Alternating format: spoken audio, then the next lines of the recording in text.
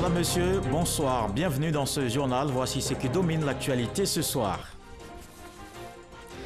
Il engage une lutte contre la corruption pour développer son pays. C'est le vœu cher du nouveau président malgache.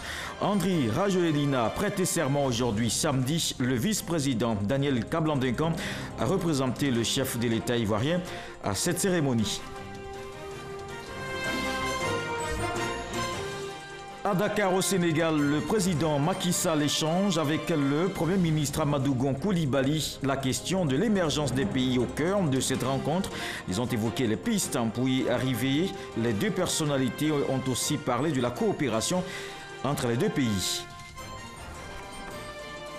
Et puis ici à Abidjan, l'heure est au bilan au ministère de la Communication et des Médias. Sidi Temoko Touré a reçu les responsables des structures sous sa tutelle. Il s'est félicité des grandes actions menées en 2018. Il a aussi évoqué celles à venir. Le nouveau président de Madagascar a prêté serment aujourd'hui. Andry Rajoelina prend ainsi officiellement fonction. La lutte contre la corruption, son combat dans cette gouvernance. Le vice-président Daniel Kablan-Duncan a représenté le chef de l'État ivoirien à cette cérémonie. Envoyé spécial Alvorassa. Le stade municipal Mahamassine d'Antananarive a fait le plein ce samedi pour cette cérémonie d'investiture du nouveau président malgache Andry Rajoelina. C'est à 10h heure locale, 7h GMT qu'il est arrivé au stade dans une belle ambiance. Il a ensuite prêté serment devant les autorités judiciaires malgaches et surtout devant son peuple. Dans son allocution, Andry Rajoelina a soutenu que cette mobilisation est le signe de l'unité du peuple malgache qui veut vaincre la fatalité qui est ancrée dans ses habitudes. Et aujourd'hui, je suis fier de mes compatriotes. Je vais travailler pour eux. Ainsi, je serai un capitaine digne de leur confiance et je mènerai le pays vers un avenir radieux. À vous tous, je vous conduirai à bon port. Le port du développement, le port de la croissance, le port de l'émergence et le port de la réussite. C'est donc une nouvelle ère qui commence pour Madagascar. Un pays où, selon lui, va régner désormais la paix, la sécurité, la prospérité et la justice. La responsabilité est donc grande, a-t-il ajouté, mais il dit avoir foi en l'avenir. C'est pourquoi il a demandé au secteur privé de le soutenir pour faire décoller l'économie de son pays. Les présidents, chefs de gouvernement et autorités de plusieurs pays qui ont effectué le déplacement ont apprécié la cérémonie. Le vice-président ivoirien Daniel Kablan-Duncan y était au nom du président de la République Alassane Ouattara. Nous sommes très heureux et très ravis de représenter son Excellence le président Alassane Ouattara à cette belle cérémonie d'investiture. Comme chacun sait, le président Andry Rajoelina a été élu avec une majorité de 55,66%. Et les choses sont déroulées donc dans la paix. Et ce qui est extraordinaire et très positif pour le peuple malgache, mais aussi pour l'ensemble de l'Afrique. Je crois que c'est un exemple qui est à suivre. Vous voyez qu'il y a une grande foule bigarrée, pleine de couleurs, sous un soleil éclatant, peut-être qui préjuge ce que sera l'avenir du peuple de Madagascar dans les années à venir. Nous souhaitons beaucoup de bénédictions et beaucoup de réussite au président et au peuple malgache pour les 5 années à venir. Parce que c'est un programme très important, notamment au niveau social. La cérémonie d'investiture du nouveau président de Madagascar, Andry Rajoelina, s'est achevée par un défilé des forces de défense et de sécurité malgaches. Au Sénégal, l'émergence de l'Afrique était au centre d'une conférence. Le continent veut toucher les leviers nécessaires à l'atteinte de cet objectif. En marge de cette rencontre, le président Macky Sall a reçu le Premier ministre Amadou Gon Coulibaly. Les deux hommes ont évoqué les bonnes pratiques sur le développement de nos États. On retrouve la correspondance d'Adama Kone. Si en salle, les spécialistes et partenaires techniques et financiers s'activent et dissèquent les modes opératoires des différents plans d'émergence, à un niveau supérieur au sommet donc, les dirigeants se concentrent sur la vision. Plan Sénégal émergent PSE, Plan national de développement PND, deux exemples d'instruments de développement qui se rejoignent sur la route de l'émergence. Le Premier ministre Amadou Gon Coulibaly, représentant le chef de l'État Alassane Ouattara, est alors reçu en audience par le président sénégalais Macky Sall. Plus d'une heure d'échange et à la sortie, le Premier ministre affiche sa satisfaction. La croissance économique doit être inclusive, doit être partagée. Et donc cela nous rappelle donc, la décision prise par le président de la République, donc son Excellence M. Alassane Ouattara, de faire en sorte que le gouvernement renforce donc, son programme social pour les 2 années à venir. Alors, je suis venu à cette conférence et constater que le pays est sur la bonne voie et que les recettes que nous appliquons sont des recettes donc, qui sont reconnues comme étant donc, les bonnes pour aller non seulement à l'émergence, mais pour assurer donc, la prospérité donc, du pays et les bonnes conditions de vie des uns et des autres. Alors j'ai rencontré donc, le président donc, Macky Sall, président de la République du Sénégal, frère donc, du président de la République, pour lui apporter donc, les salutations fraternelles du président Alassane Ouattara et lui apporter son soutien. Vous savez également que le Sénégal est en train d'appliquer un plan qui est le plan Sénégal donc, émergent. Et donc nous avons là aussi été impressionnés par tous les progrès donc, qui ont lieu ici au Sénégal et je voudrais en profiter pour saluer donc, mon frère et ami, le Premier ministre John, pour le travail qu'il fait sous l'autorité du président en tant que chef du gouvernement. Nous avons eu l'occasion de parler des relations entre nos 2 pays et je lui ai transmis tous les messages dont j'étais porteur de la part du président Alassane Ouattara. Bien avant Macky Sall, Amadou Gon Coulibaly a mis à profit la proximité avec le président malien Ibrahim Boubacar Keïta au King Fahd Palace pour échanger également avec ce dernier. La 3e édition de la conférence internationale sur l'émergence de l'Afrique s'est achevée ce samedi dans la capitale sénégalaise Dakar. 500 participants ont réfléchi et partagé les bonnes pratiques devant faire du secteur privé la clé d'entrée de bien de pays africains dans le cercle des nations émergentes. Ici, en Côte d'Ivoire, le ministre de la Communication et des Médias fait le bilan des activités de l'année écoulée. Sidi Temoko Touré a reçu les structures sous tutelle face à tous les défis à venir. Il s'est voulu rassurant sur plusieurs questions. Le reportage de Serge Coléa. Après 12 mois de dur labeur, le ministère de la Communication et des Médias jette un regard rétrospectif sur les grandes actions réalisées en 2018. Les membres du cabinet, l'ensemble des structures sous tutelle, les organisations professionnelles, les entreprises privées ont d'abord salué le ministre Sidi Temoko Touré qui a su, selon eux, poursuivre les chantiers entamés par son prédécesseur. Malgré le dynamisme constaté, des efforts restent à déployer. Au compte des éditeurs de presse, la préoccupation majeure reste la subvention à l'impression qui est indiscutablement l'aide la plus importante au secteur de la presse écrite privée. Au compte des radios de proximité, la prise en compte des radios associatives par le nouvel organe en charge de l'aide publique et du développement des médias. La plateforme souhaite un renouvellement effectif des structures sous tutelle afin que celles-ci puissent fonctionner parfaitement. Le ministre a pris bonne note de toutes les préoccupations avant de rassurer tous ses collaborateurs. 2019 sera, j'en suis sûr, une année de bonnes nouvelles pour vous. L'État mobilisera les moyens financiers, matériels et humains dans la mesure de ses capacités pour vous apporter un appui et permettre aux entreprises de presse d'être plus fortes. La question des conseils d'administration et des conseils de gestion sera prise en charge dans des délais rapides afin de vous permettre d'exercer efficacement, avec sérénité et en toute légalité. Tous les corps constitués du ministère de la Communication et des Médias ont répondu à cette première grande rencontre de l'année 2019. Après le monde des médias et de la communication, un autre secteur fixe ses objectifs 2019. Le ministre de l'Équipement et de l'Entretien routier a échangé avec ses collaborateurs et les acteurs du secteur. 146 milliards de francs CFA consacrés à l'entretien routier en 2018. Plusieurs projets initiés pour cette nouvelle année.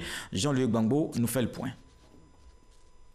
On peut le dire, 2018 aura été l'année des grands chantiers d'infrastructures routières en Côte d'Ivoire. Dans sa volonté de faire d'Abidjan le hub de l'Afrique de l'Ouest, d'importants projets routiers ont été lancés par le gouvernement au cours de cette année 2018. Des projets majeurs tels que la construction du 4e pont reliant les communes du Plateau et de Yopougon et la construction de l'échangeur de l'amitié ivoirienne-japonaise ont été lancés, rejoignant de nombreux autres projets déjà réalisés ou en cours de réalisation. La construction et la réhabilitation des routes occupent une place de choix dans le programme gouvernemental depuis 2011. Pour la seule année 2018, 146,6 milliards de francs CFA ont été notamment consacrés à l'entretien routier, une dynamique qui devrait se poursuivre les prochaines années. Les efforts de modernisation et d'entretien des infrastructures routières consentis par le gouvernement seront maintenus et même intensifiés.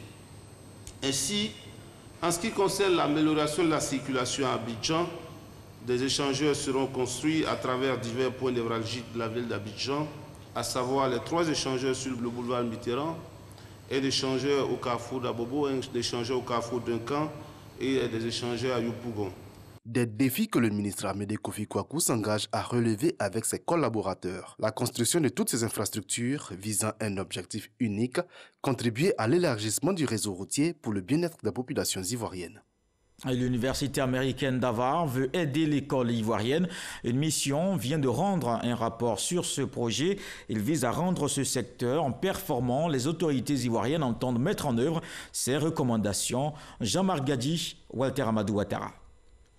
L'enseignant, pilier de la performance à l'école. Cette logique, le gouvernement en a fait l'une de ses priorités dans sa politique de développement du système éducatif ivoirien. La ministre de l'Éducation nationale, de l'enseignement technique et de la formation professionnelle, Kandia Camara, s'est vue restituer les résultats des missions conduites par 4 étudiants de l'université américaine d'Harvard. Des résultats axés sur la mise en place d'un modèle d'évaluation des performances de l'enseignant ivoirien. Ces résultats sont conformes au constat que nous-mêmes nous avons déjà fait. Aujourd'hui, vous nous donnez des critères à partir desquels on pourrait dire effectivement que tel enseignant est performant. La ministre Kandia Camara a exhorté son équipe à s'inspirer de ce rapport pour l'amélioration de la performance des enseignants. À travers le rapport que vous nous laissez, qui en fait est un rapport sur lequel nous devons nous baser dans l'atteinte de notre objectif final, rendre le système éducatif ivoirien très performant. Les chercheurs de l'université d'Harvard, en mission de terrain à Abidjan et à l'intérieur du pays, ont relevé des critères, le facteur d'équité et la note de base, des facteurs essentiels pour l'évaluation des enseignants ivoiriens. Ce qu'on est venu faire ici, c'est vraiment concevoir un cadre d'évaluation globale de la performance des enseignants. Donc, on s'est basé d'abord sur une étude de tous les facteurs qui influencent ou déterminent la performance des enseignants. La restitution de cette mission rentre dans le cadre du partenariat entre l'Université d'Harvard et le ministère de l'Éducation nationale, de l'enseignement technique et de la formation professionnelle. Dans l'actualité politique, ce soir, le RHDP mobilise pour son congrès du 26 janvier. Plusieurs rencontres se tiennent en prélude à ce rendez-vous. Reportage. C'est déjà l'effervescence dans la commune de Yopougon.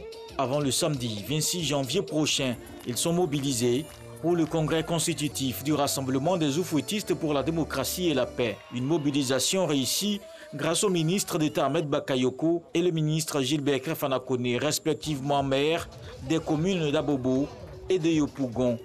Venu en soutien au coordonnateur régional du RHDP de Yopougon, Ahmed Bakayoko a salué l'engagement des militants et sympathisants du RHDP de Yopougon. Il les a rassurés sur les enjeux de ce rassemblement. Le plus important, c'est notre contribution profonde pour le pays. Ça, c'est au-dessus de tout. Aujourd'hui, nous sommes à un tournant où les jeunes, les vieux, les femmes de ce pays doivent se mettre ensemble pour créer un socle, un pacte qui dépasse nos régions, nos ethnies, nos religions. Le pacte pour la Côte d'Ivoire, le pacte des Ivoiriens, le rassemblement des Ivoiriens pour le développement et la paix. À ce meeting de clôture du pré-congrès à Yopougon, différentes motions pour réaffirmer l'engagement en faveur de la coalition des partis du RHDP. Ferveur militante à Bouaké pour une participation significative des militants aux travaux du prochain congrès du RHDP unifié. Le meeting de clôture du pré-congrès régional de Gbeke confirme l'attachement et l'adhésion des élus et cadres. Nous avons, sur l'ensemble de la région, mobilisé à peu près 1000 délégués. Avec son Excellence Alassane Ouattara, le RHDP ambitionne en effet de permettre à la Côte d'Ivoire de renouer définitivement avec la stabilité politique, avec la paix sociale et le développement économique soutenu. Plus de 100 secrétaires des sections du PDCI-RDA de la région de Gbeke ont réaffirmé leur appartenance au RHDP unifié au cours de ce meeting de clôture du pré-congrès régional. Le secrétariat national du RDR chargé de la fonction publique est à la tâche pour une mobilisation massive des fonctionnaires militants de la fonction publique.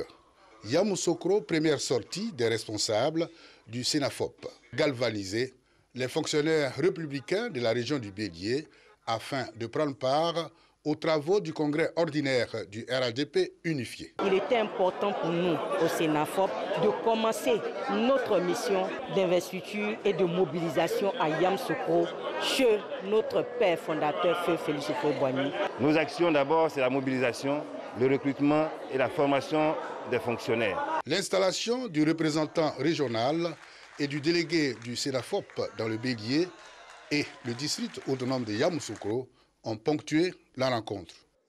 22 délégués départementaux du PDCI du Grand Nord rejoignent le RHDP. Ils ont aussi exprimé leur soutien au Premier ministre Amadou Gon Coulibaly. La cérémonie d'adhésion a eu lieu hier à Korogo, la correspondance de Ami Sissoko. 22 délégués départementaux du PDCI-RDA du Grand Nord vivent au Rassemblement des oufouettistes pour la paix et la démocratie RHDP. Le secrétaire départemental d'Odiéné et porte-parole des délégués affichent leur pleine et entière adhésion. Nous avons décidé de continuer le combat de la démocratisation, du développement de la Côte d'Ivoire avec le RHDP. Parrain de cette manifestation, le ministre de la fonction publique et coordonnateur du RHDP pour le Nord, Issa Coulibaly, soutenu par le sénateur de la région du Poro, Siloué Cagnon, félicite les nouveaux adhérents. Chères sœurs, mes frères départementaux, je voudrais vous saluer pour votre saine appréciation des réalités. Parce que Houphouët-Boigny disait la politique, ce n'est rien d'autre que la saine appréciation des réalités du moment, qu'elles soient bonnes ou mauvaises. Le ministre Issa Coulibaly lance un appel à tous ceux qui sont encore hésitants à rejoindre le RHDP sans attendre. S'adressant aussi aux militants du RDR, il les exhorte à se mobiliser massivement pour le pré-congrès et le congrès du RHDP qui se tiennent dans les prochains jours. Ici à Abidjan, 1 million de jeunes pour Amadou Gon Coulibaly. Ce mouvement a organisé sa première sortie la semaine dernière. Ces jeunes disent vouloir mettre en exergue les valeurs d'un homme de devoir. Odion Télé, Soro, Herman Guivet. 1 million de jeunes pour Amadou Gon Coulibaly. Mouvement de soutien au Premier ministre pour ses actions de développement engagées par son gouvernement. Aujourd'hui, nous sommes à plus de 7000 membres et dans plusieurs différentes communes également villes. Nous avons des coordinations à Bobo, à Djamé, à Koumassi, du Lodjibois, Bouaké, un peu partout en Côte d'Ivoire. Donc l'objectif de ce mouvement-là, c'est comment est-ce que nous allons rassembler toute la jeunesse de la Côte d'Ivoire autour du mot qui est simple, qui est la paix. Nous, en tant qu'une jeunesse consciente, avons décidé de suivre le Premier ministre Amadou Gon Coulibaly, vu par ses actions politiques et gouvernementales qu'il mène. Il est en train d'effectuer un travail formidable. Pour sa première grande sortie, le mouvement prévoit une forte participation au congrès constitutif du RHDP le 26 janvier prochain. Nous sommes venus accompagner l'épouse du Premier ministre pour mobiliser la jeunesse et surtout pour le lancement de 1 million de jeunes pour AGC. Parce que le 26 janvier, la Côte d'Ivoire va changer de données. Nous serons tous au stade Houphouët-Boigny. Donc la mobilisation a sonné. C'est cela que nous sommes à Bobo pour encourager les jeunes. Parce que l'avenir de ce pays, c'est la jeunesse ivoirienne. Donc 1 million de jeunes pour AGC, nous irons avec eux au stade Houphouët-Boigny. Créé en mai 2018, le mouvement 1 million de jeunes pour Amadou Gon Coulibaly entend investir le terrain pour mobiliser la jeunesse. On parle à présent d'autre chose. Plus de 200 000 hectares. C'est la surface de forêt détruite chaque année en Côte d'Ivoire. La SODEFOR veut freiner ce phénomène. Elle a initié le projet Starling, un outil de surveillance spatiale. Environ 200 agriculteurs clandestins arrêtés, nous dit Walter Amadou Ouattara. La mise en place de l'outil Starling pour la surveillance spatiale de la forêt classée de Cavally a permis de détecter que 7% de la superficie de forêt est exposée au défrichement. Avant ce projet, la SODEFOR, Société de développement des forêts, affirmait que 75 à 80% des 67 000 hectares de la forêt classée de Cavally étaient intacts. Selon le projet Starling, 58% de cette forêt demeure encore intacte. Ce système permet donc de détecter de jour comme de nuit les actions de destruction de la forêt. La déforestation à ciel ouvert, ça, ils sont capables de voir. Même avec les drones, ils sont capables de voir. L'ajout qu'on a fait, c'était les images, on va dire radar, qui traversent donc le couvert nuageux et qui va aller jusqu'au sol, qui va permettre de donner l'information, vraiment toute l'information, même sous les perturbations sous couvert forestier. Et ça, pour la SODEFOR, c'était hyper intéressant. Ces résultats ont été restitués en présence de différents acteurs impliqués dans la gestion de l'espace autour de la forêt classée de Cavally. Pour le directeur général de la SODEFOR, initiatrice du projet, c'est une avancée notable pour le programme Agriculture Zéro Déforestation. Par le passé, l'agriculture qui était pratiquée dans les forêts faisait suite à un défrichement. On défrichait d'abord des parcelles avant de s'aimer. Mais la nouvelle stratégie ne fait plus ça. La nouvelle stratégie, on passe d'abord, on sème, et c'est longtemps après qu'on commence à défricher. Et c'était un des objectifs que nous visions, qu'aujourd'hui, ils n'auront plus le temps de défricher parce qu'une fois que des perturbations sont observées, nous serons là pour pouvoir arrêter le processus. En 2018, 200 agriculteurs clandestins arrêtés, dont 124 condamnés par la justice à des peines de prison allant de 6 mois à 2 ans. Les Lions Club font le point de leurs activités à Abidjan. C'est la deuxième rencontre internationale sur les œuvres humanitaires et sociales. Pour cette année, ils veulent soutenir davantage le secteur de la santé. Les responsables de cette organisation philanthropique sont venus de la sous-région ouest-africaine. Le reportage de Serge Coléa.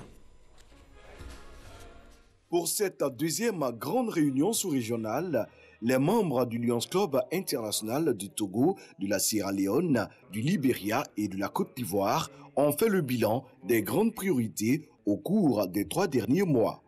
Dans son rapport d'activité, le gouverneur du district 403A2, C.C. Mawissé d'Almeida, note une série d'œuvres au profit des populations de sa zone de compétence. Les Lions ont travaillé.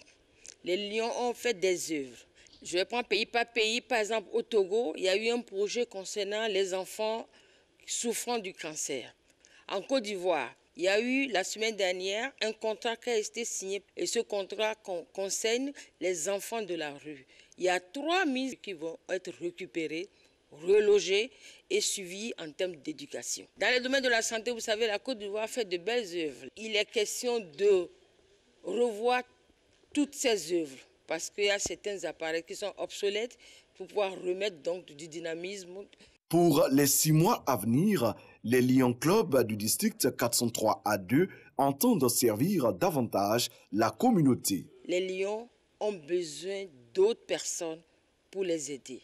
Nous allons tout faire pour améliorer notre effectif, c'est-à-dire avoir plus de bras pour pouvoir servir nos communautés. Le Lions Club international se présente comme la plus grande organisation philanthropique au monde et rassemble plus de 1 456 000 membres bénévoles répartis en 47 000 clubs dans plus de 200 pays. Une page noire dans ce journal. La grande faucheuse vient de frapper dans le milieu des immortels. Barthélemy Koti est décédé aujourd'hui. Il était âgé de 85 ans.